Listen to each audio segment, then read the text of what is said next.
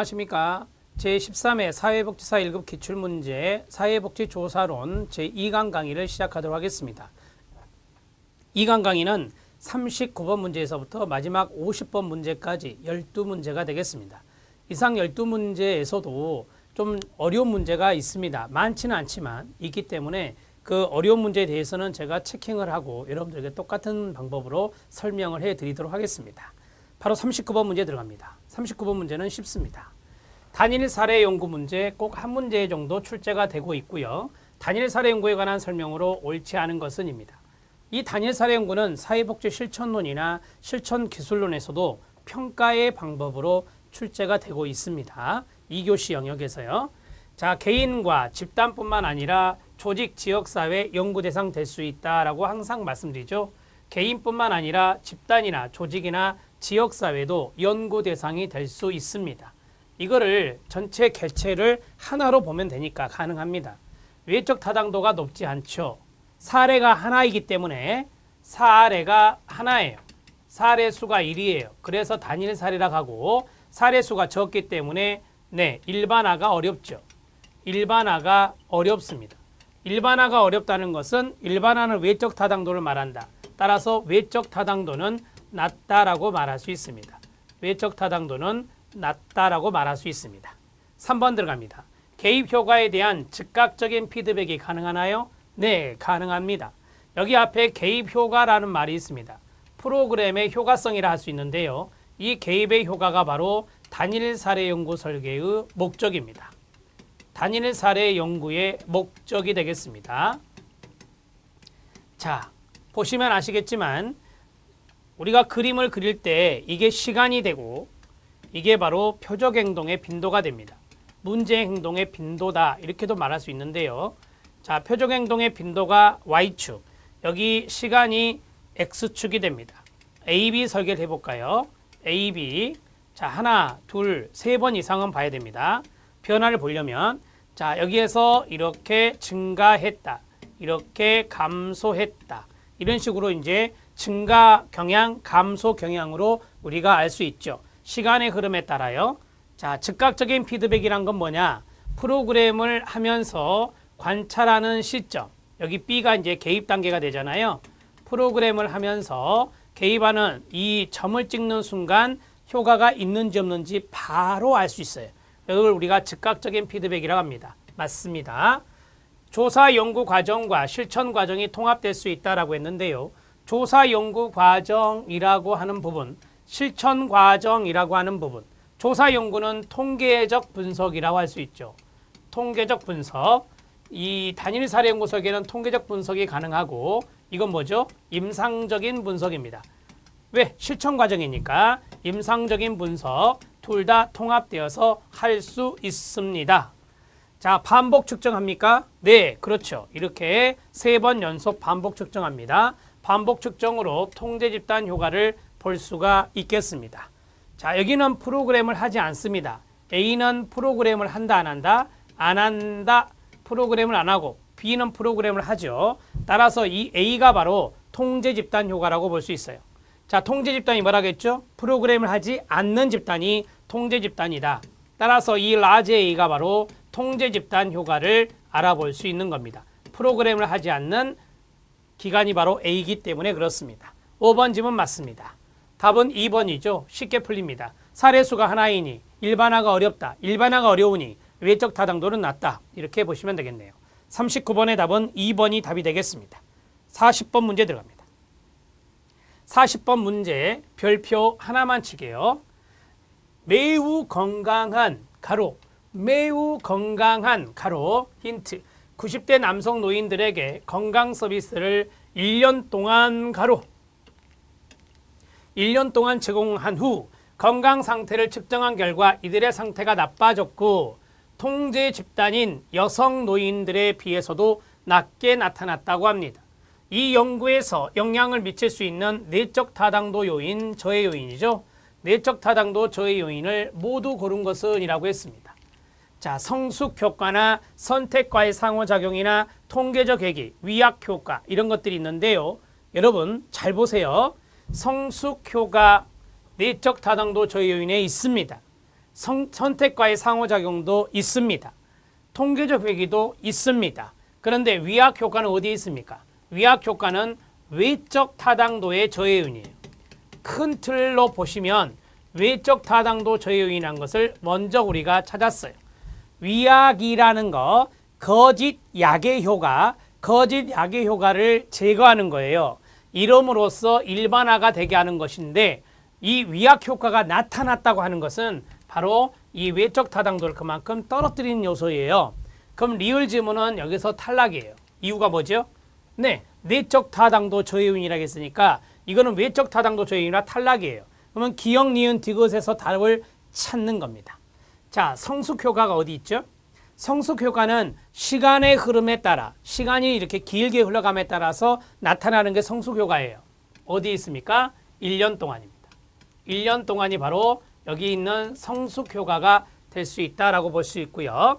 자, 디귿을 먼저 합니다. 통계적 회귀 어디 있죠? 매우 건강한, 매우 우울증이 심각한 이런 단어 나오면 제가 뭐라 하겠어요? 통계적 회귀라겠죠. 예, 극단적 측정값, 극단적 측정값을 지닌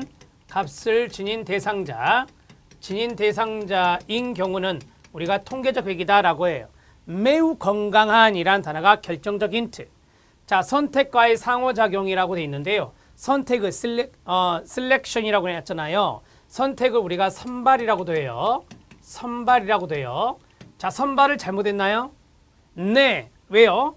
앞에는 매우 건강한 90대 남성 노인이고 여기는 뭐예요? 여성 노인이잖아요. 선발을 잘못했어요. 실험 집단과 통제 집단이 다르잖아요, 여러분. 다르면 안 돼요. 따라서 선택을 잘못했다라고 하는 측면에서 이것은 내적 타당도 저해요인이라 말할 수 있습니다. 선택과의 상호작용을 제가 좀 더 깊이 있게 말씀드리면 자, 선택과의 상호작용은 이거예요. 선발 요인과 성숙 요인 간 상호작용이에요. 왜 이걸 써드리냐면 이것이 있어서 상호작용이라는 말이 있어서요. 선발 요인과 성숙 요인 간의 상호작용을 말해요. 그런데 제가 성숙 요인도 있었다 했죠. 성장 요인. 자, 선발 잘못했다고 말씀드렸죠. 선발은 여성 요인을 뽑았다. 여기에서 프로그램은 90대 남성 요인인데 통제 집단은 여성 요인이라고 했으니 이것이 지금 잘못된 거예요. 서로 비슷하게 통제 집단과 실험 집단이 비슷하게 들어가야 되는데 달리 들어갔기 때문에 선발 잘못한 겁니다. 기역, 니은, 디귿. 답은 1번이 답이 되는 겁니다. 40번 문제는 별표 하나 정도만 치시면 돼요. 왜냐? 리을이 너무 쉬웠어요. 리을이 너무 쉬웠고 리을을 우리가 제낄 수 있기 때문에 이 문제 만약에 리을에 내적 타당도 저해요인에 다른 것이 들어갔다면 문제가 어려워질 수 있었던 것 중에 하나예요. 자, 됐습니다. 답은 1번 41번 문제에 들어갑니다. 41번 문제 한 연구에서 사용된 소득 단위원이라고 나왔네요. 비율 척도 소득은 비율 변수 비율 척도에 들어갑니다.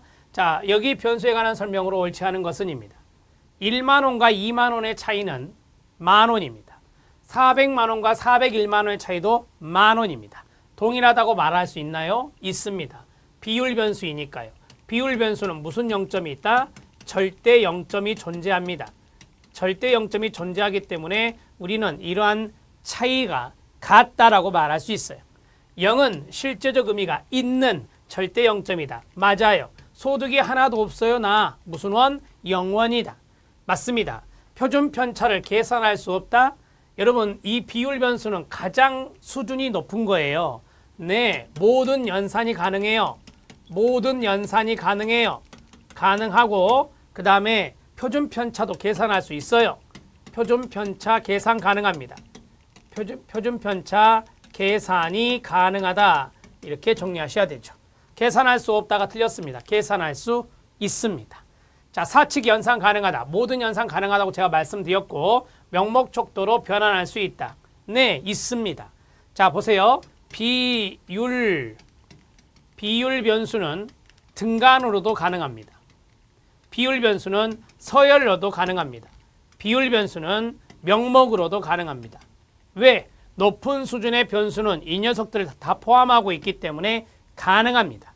하지만 이런 것은 안 됩니다. 명목 변수를 서열 변수로 나타낼 수가 없습니다. 명목 변수를 등간 변수로 나타낼 수가 없습니다. 명목 변수를 비율 변수로 나타낼 수가 없습니다. 왜? 수준이 낮은 거니 수준 높은 것으로 나타낼 수가 없어요. 수준이 높은 것을 수준이 낮은 것으로는 나타낼 수 있지만 명목 척도로 변환할 수 있습니다. 가능합니다. 답은 3번입니다. 41번 문제는 소득 원에 대한 건데 이것도 매년 출제가 됐었죠. 그래서 비율 변수 또는 비율 척도가 시험에 계속 나온다는 것을 말씀드렸습니다. 41번도 별표 하나 정도만 치시죠. 별표 하나 정도만 치시면 됩니다. 자, 42번 문제 들어갑니다. 내용 분석이 나왔고요. 옳은 것은입니다. 내용 분석은 우리 시험에 한 문제 꼬박꼬박 출제되고 여기 별표 2개. 자, 1번 들어갑니다. 내용 분석이라고 하는 것은 그렇죠. 어떠한 메시지가 있다. 어떠한 의사소통의 기록물이 있다. 그것을 질적으로 쭉 봅니다. 그래서 이걸 수량화하는 것이죠. 질적 내용을 양쪽으로 분석. 질적 내용을 양쪽으로 분석하는 거거든요. 그래서 우리가 이것을 합쳐서 내용 분석이다. 이렇게 말해요. 여러분 1번 읽어요. 시작. 내용 분석의 결과를 양적 분석에 사용할 수 있다. 맞습니까? 네. 질적 내용을 양쪽으로 분석한다 했으니 당연히 맞는 내용이죠. 1번은 개념 알면 금방 알 수 있어요. 옳은 것 찾기였어요. 주제를 기록 단위로 할 때 기록 단위가 나왔네. 자, 기록 단위는 분석 단위와 같습니다. 기록 단위는 분석 단위와 같은 말이에요. 내용 분석의 분석 단위가 뭔지 아시죠? 단어를 볼 수도 있고 주제를 볼 수도 있고 문단을 볼 수도 있고 인물을 볼 수도 있고 등등 여러 가지가 있죠. 이걸 우리가 기록 단위, 분석 단위라고 합니다. 주제를 기록 단위로 한다. 주제를 기록 단위로 할 때 가 끊어요. 단어를 기록 단위로 할 때보다 자료 수집량이 많다라고 했어요. 어떤 게 많을까요? 자료 수집량이 많은 건 당연히 단어죠. 단어 하나하나 다 찾는 건데 따라서 자료 수집량은 단어와 주제 중에서 어떤 게 많다? 단어가 많아요. 탈락. 주제로 할 때가 더 많다 했으니 탈락. 하나의 단락 안에 2개 이상의 주제가 들어있는 경우 끊어요. 단락. 이 단락을 다른 말로 문단이라고 하거든요. 패러그램. 자, 단락을 기록 단위로 한다. 여러분 하나의 단락 안에 2개의 주제가 있는데 단락으로 해버리면 주제가 2개가 포함되어 있기 때문에 문제가 생겨요. 2개 이상의 하나의 단락 안에 2개 이상의 주제가 들어있으면 당연히 주제로 해야죠. 주제가 기록 단위로 해야 됩니다. 그래야 주제를 구분할 수 있을 거 아닙니까? 네, 탈락. 자, 세 번째, 기록 단위가 끊어요. 맥락 단위보다 상위 단위다. 아니에요.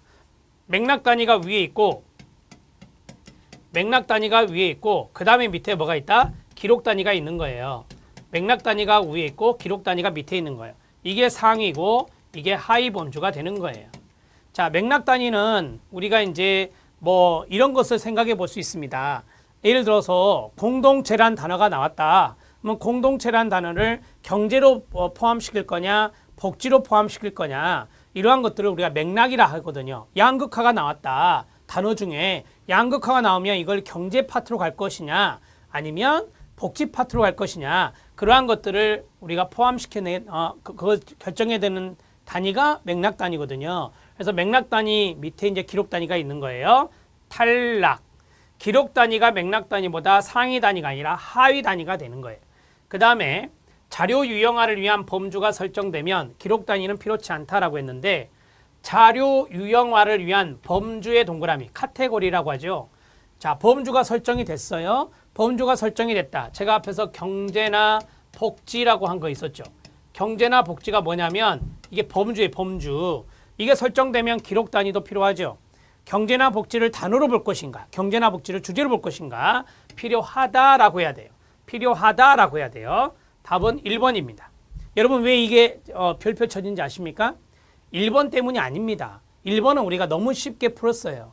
그러나 2번, 3번, 4번, 5번이 아주 매력적인 지문들이에요. 그래서 2번부터 이 5번까지 때문에 제가 별표를 칠한 한 겁니다. 꼭 알아놓으셔야 돼요. 이런 지문은 나중에 또 나옵니다.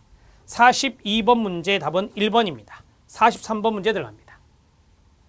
다음이 의미하는 조사 설계는 무엇이냐라고 했어요. 비교를 위한 두 개의 집단이 있답니다. 여기 힌트. 두 개의 집단이 있답니다. 외부 요인 설명 가능성. 이게 뭔지 아세요? 네, 외생 변수라고 하는데요. 배제하기가 통제하기가 어렵답니다. 아, 그렇다면 이거는 무작위 할당을 안 했다는 소리예요. 무작위 할당을 안 하고 인위적인 할당을 했다라고 하는 거예요. 인위적인 할당이 바로 외부 요인의 설명 가능성이 나타나는 거거든요. 아, 그러면 무작위 할당을 안 했다면 이거는 순수 실험 설계는 아니에요. 순수 실험 설계는 무작위 할당을 해야 되는 것이니까 상관관계 연구와 유사한 성격을 지닌다라고 했고, 그 다음에 집단 간의 동질성 보장, 실험 집단과 통제 집단 간의 동질성 보장이 어렵다. 이것도 무작위 할당을 안 했다는 거예요. 무작위 할당을 안 했다는 거예요.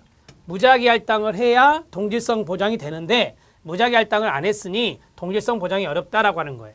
자, 그러면 첫 번째 정태 집단 비교가 나왔습니다. 이 정태 집단 비교 설계를 우리가 비동일 집단 후비교 설계라고 해요.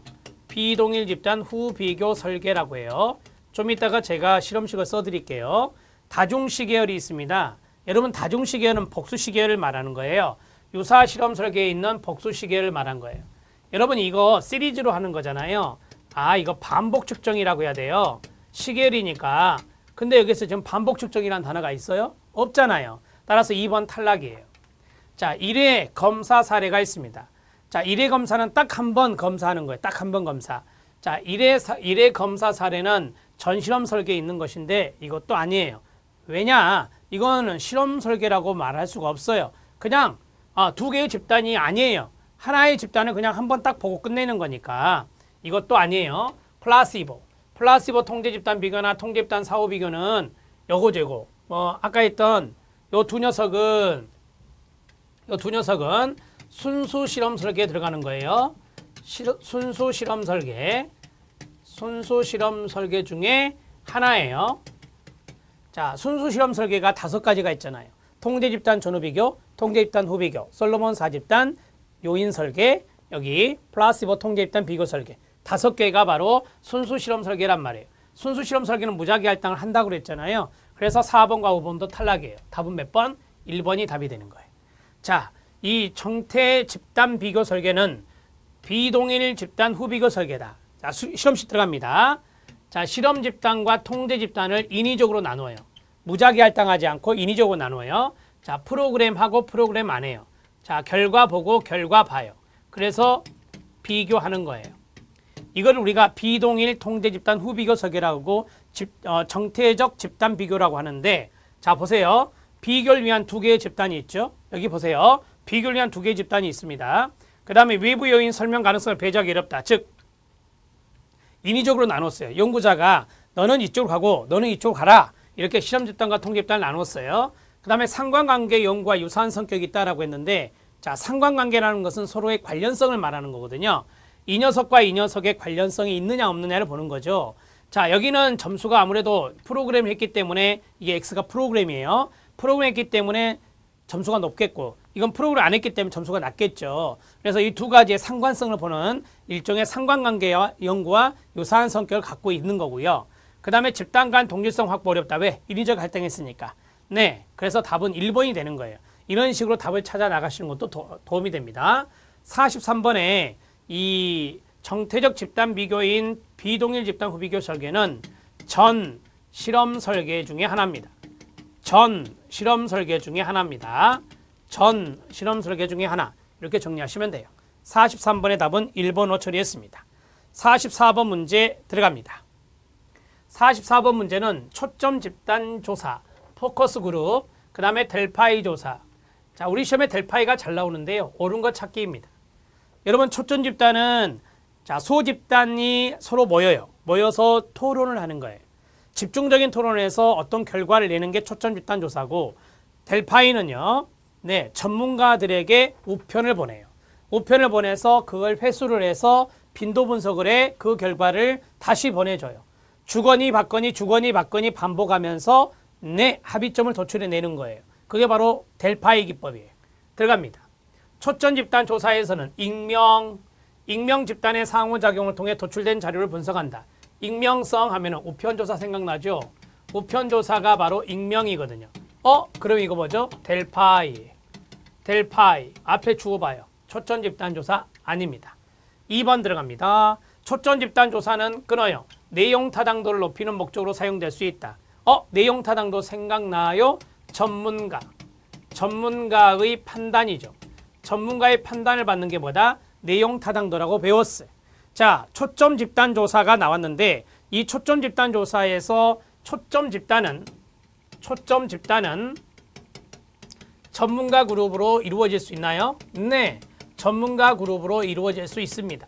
전문가들이 서로 집중적인 상호 토론할 수 있는 거니까요. 네, 맞습니다. 초점 집단 조사의 자료 수집 과정에서는 연구자의 주관적 개입이 불가능하다라고 했는데요. 여러분, 연구자의 주관적 개입이 불가능하다? 여러분, 여기 초점 집단 조사는 함께 모인다고 그랬잖아요. 모여서 한다고 했다고요. 따라서 주관적 개입, 자료 수집 과정에서 연구자의 주관적 개입이 있을 수 있어요. 주관적 개입이 가능합니다. 자, 한 자리에 모이기 때문에 가능합니다. 한 자리에 모이기 때문에 연구자가 주관적인 개입이 가능합니다. 자, 네 번째, 델파이 조사는 비구조화된 방식으로 정보의 흐름을 제한다라고 했는데, 여러분, 이 델파이 조사는 주거니 받거니 한다고 했죠. 비구조화된 방식으로 정보의 흐름을 제한다.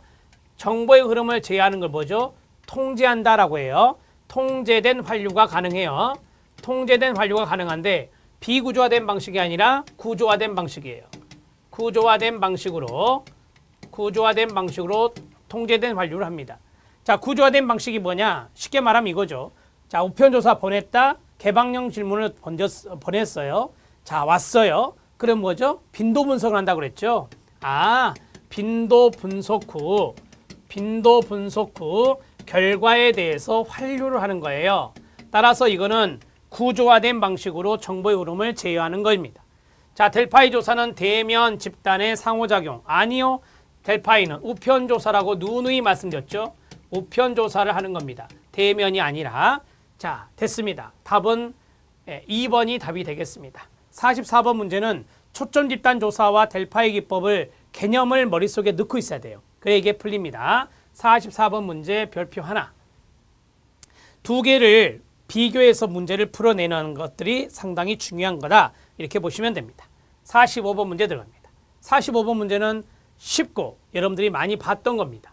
설문지 문항의 작성 방법에 대한 설명으로 옳지 않은 것은입니다. 이중 질문 좋아요 안 좋아요? 안 좋죠. 이중 질문을 우리가 쌍열 질문이라고도 해요. 쌍열 질문, 이중 질문은 혼동이 있을 수 있기 때문에 문제가 돼요. 유도 질문 좋아요 안 좋아요? 안 좋죠. 피하는 게 좋다. 맞나요? 네. 자, 신뢰도를 측정하기 위해서 짝으로 된 문항들은 함께 배치해요. 떨어져요. 떨어뜨린다라고 했죠. 떨어져 배치. 유사한 문항이라고 하죠. 유사한 문항은 떨어져 배치. 짝을 이룬다 그랬으니 유사한 문항이라 할 수 있습니다. 유사한 문항은 떨어져 배치하는 게 낫죠. 함께 배치하는 것은 좋지 않습니다. 자, 문항이 쉬운 것일수록 어디? 앞에. 맞나요? 네. 일반적인 거 어디? 앞에. 특수한 거 어디? 뒤에. 맞습니까? 네. 일반적인 것부터 먼저 묻고 특수한 건 뒤로 가요. 자, 객관식 문항의 응답 항목은 그렇죠. 상호 배타적이어야 돼요. 상호 배타성, 포괄성의 원칙 이런 것들이 있잖아요. 상호, 객관식의 동그라미. 이쪽에 있는 것이 다른 쪽에 있으면 안 돼요. 따라서 상호 배타적이어야 된다. 그리고 묻고자 하는 것이 모두 그 지문에 다 들어있는 게 좋다. 포괄성의 원칙 이런 것들이 좀 중요할 수 있습니다. 5번 지문 맞습니다. 45번의 답은 2번이고 이 지문은 예전에도 출제된 바가 있습니다. 자, 45번 문제 해결했고요. 46번 문제 들어갑니다. 46번 문제 별표 하나만요. 단순 시계열이 나왔습니다. 단순 시계열은 유사 실험 설계 중에 하나입니다. 유사 실험 설계 중에 하나다.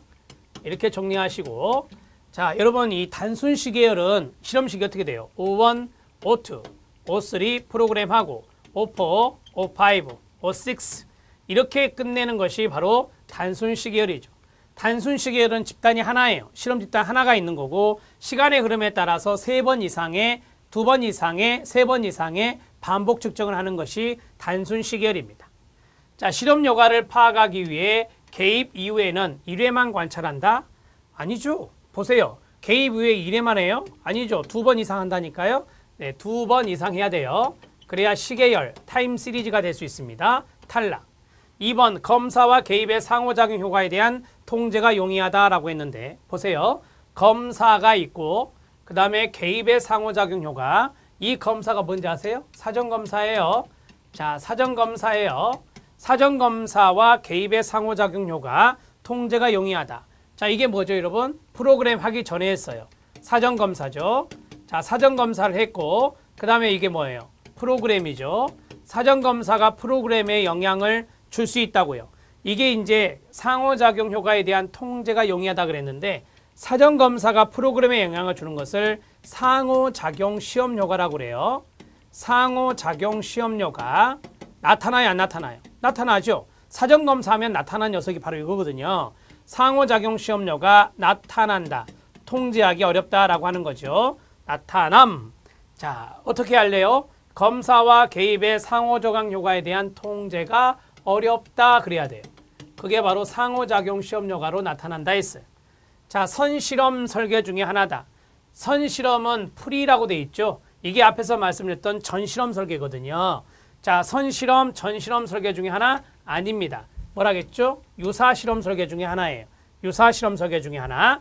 통제 집단을 포함하여 비교한다. 통제 집단이 있어요, 없어요? 제가 없다고 그랬어요. 단순 시계열은 통제 집단이 없어요. 복수 시계열은 있어요. 단순 시계열은 없어요. 자, 종속 변수의 변화를 추적 비교할 수 있나요? 네, 그렇습니다. 종속 변수 이거죠. 종속 변수의 변화를 추적할 수 있습니다. 종속 변수가 지금 04, 05, 06가 종속 변수가 되거든요. 그것의 변화를 추적하고 비교할 수 있습니다. 그러니까 이 문제를 풀 때 여러분들은 단순 시계열의 실험식을 어느 정도 쓸 줄 알아야 돼요. 그래야 문제를 풀 수 있습니다. 옳은 것 찾기였습니다. 답은 5번이 옳다.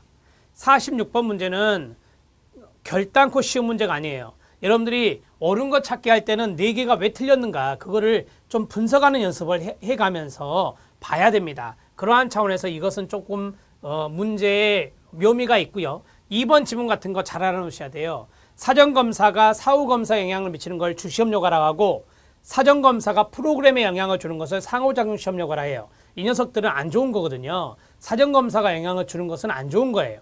그런데 보시면 사전검사와 이게 사후검사거든요. 프로그램 하기 전이 사전검사, 프로그램 한 후가 사후검사예요. 사전검사가 프로그램에 영향을 줄 수 있고 사전검사가 여기 사후검사에 영향을 줄 수 있어요. 그걸 우리가 시험효과라고 하는데 이 시험효과가 바로 내적 타당도를 떨어뜨린 녀석들이에요.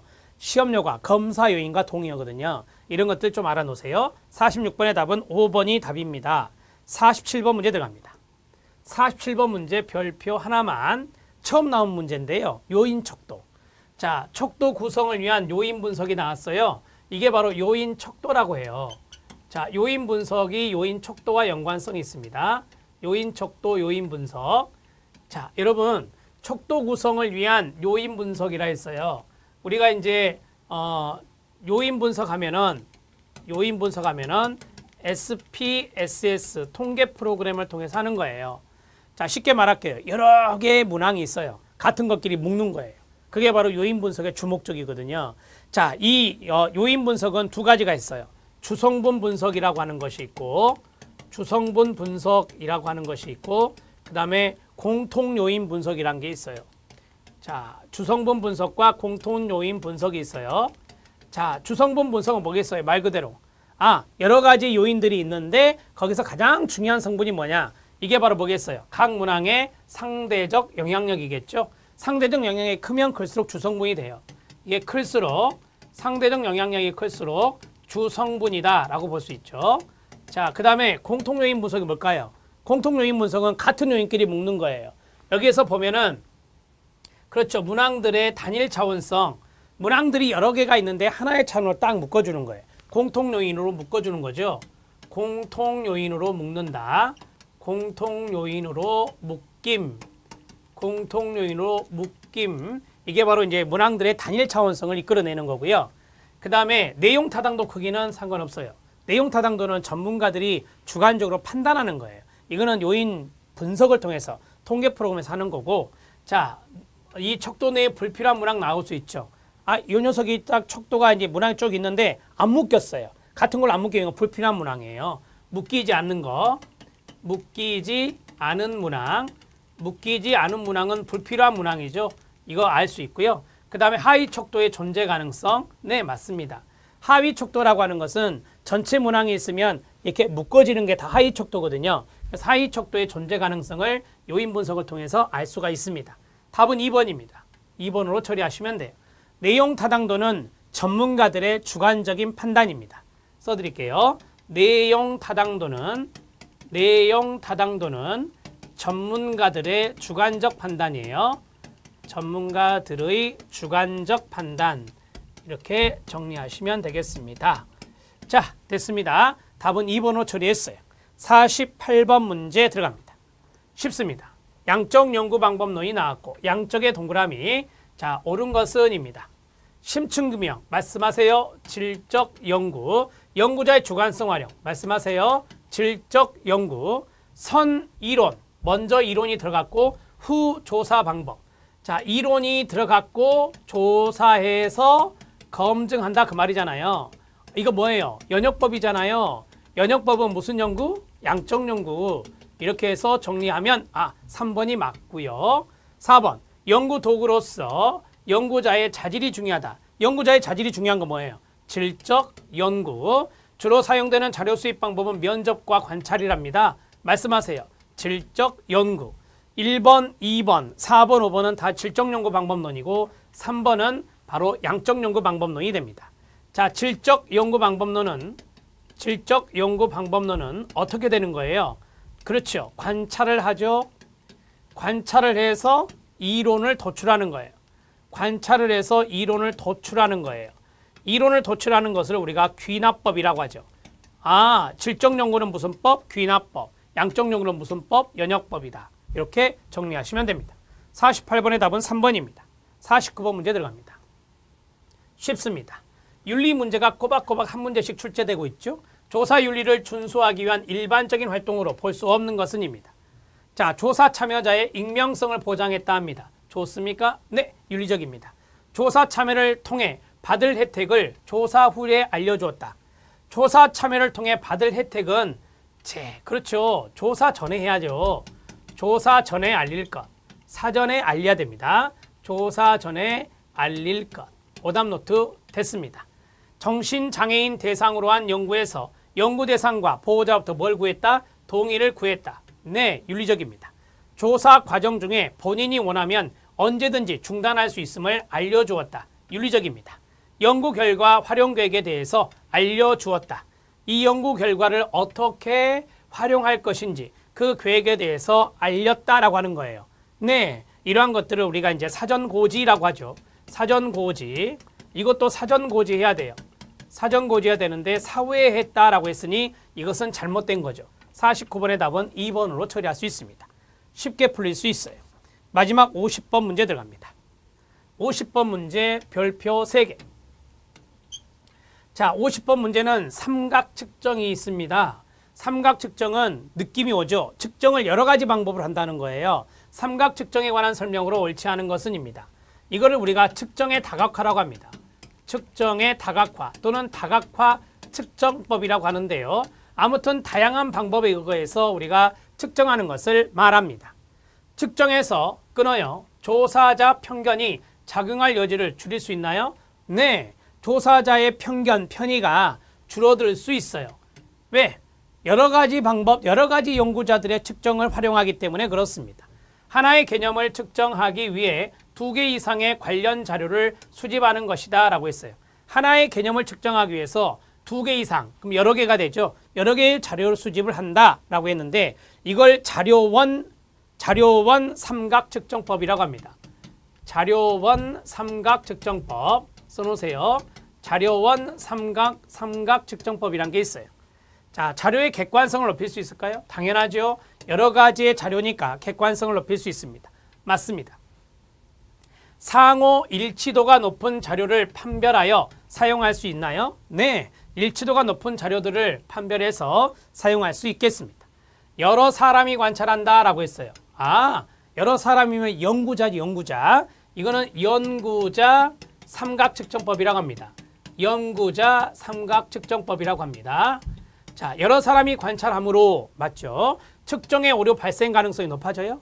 아니죠. 측정의 오류 가능성이 감소된다, 낮아진다라고 해야 돼요. 삼각 측정이라고 하는 것은 여러 연구자가 하든지 여러 자료원을 찾든지 간에 다양한 방법을 쓰는 거예요. 그래서 측정의 다각화라고 말씀드렸잖아요. 이거는 오류를 줄이는 거예요. 오류를 줄이고 여기 있는 대로 조사자의 편견 이런 걸 줄일 수 있는 거예요. 그래서 아주 좋은 방법이라고 말할 수 있어요. 5번 지문이 잘못되었습니다. 높아지면 안 되죠. 높아지는 게 아니라 감소하고 줄어드는 겁니다. 여러분, 이 삼각측정법에는 여러 가지가 있다고 합니다. 그냥 듣기만 하세요. 자료원 삼각측정법이 있고 이론적인 삼각측정법이 있고 여기서 했던 연구자 삼각측정법, 방법론을 여러 개 쓸 수 있어요. 그래서 방법론적 삼각측정법, 환경적인 삼각측정법까지 있어요. 이러한 삼각측정법은 편견이나 오류를 줄이기 위해서 쓰는 겁니다. 이렇게 정리하시면 되고요. 자, 50번의 답을 5번으로 처리하시면 되겠습니다.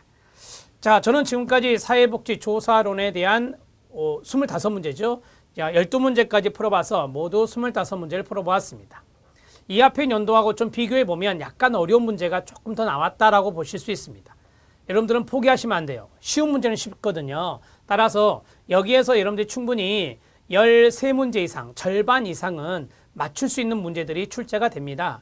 개념적인 부분들을 잘 잡아주시고 여러분들이 조사 방법론만큼은 포기하지 않고 도전 정신으로 맞닥뜨리시길 바랍니다. 열심히 공부하시기 바랍니다. 그리고 조사론에서 여러분들이 원하는 점수가 꼭 나오기를 바랍니다. 수고하셨습니다.